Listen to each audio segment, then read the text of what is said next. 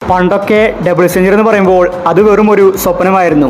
പിന്നീട് ആ വലിയ സംഖ്യയിലേക്ക് സച്ചിൻ എത്തി.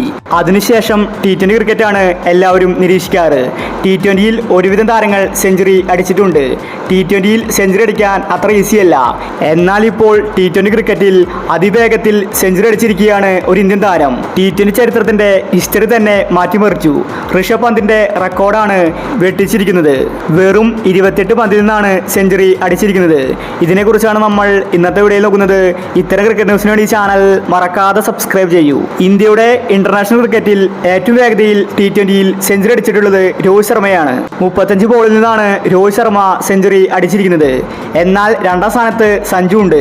സഞ്ജു 40 ബോളിൽ നിന്നാണ് സെഞ്ചുറി അടിച്ചിട്ടുള്ളത്. ഇപ്പോഴിതാ സയ്യിദ് മുസ്താഖ് അലിയിൽ 28 ബോളിൽ നിന്ന് സെഞ്ചുറി അടിച്ചിരിക്കുകയാണ് ഉർവൽ പട്ടേൽ. ഇന്നലെ നടന്ന ത്രിപുര ഗുജറാത്ത് മത്സരത്തിലാണ് പട്ടേലെ വേഗതയേറിയ സെഞ്ചുറി അടിച്ചിരിക്കുന്നത്.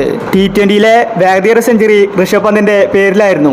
പന്താണ് സയ്യിദ് മുസ്താഖ് അലിയിൽ 32 ബോളിൽ നിന്ന് സെഞ്ചുറി അടിച്ചിട്ടുണ്ടായിരുന്നത്.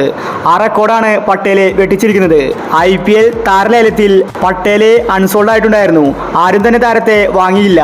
അതിന് പ്രതികാരമാണ് സയ്യിദ് മുസ്താഖ് അലിയിൽ പട്ടേലെ തീർത്തിരിക്കുന്നത്.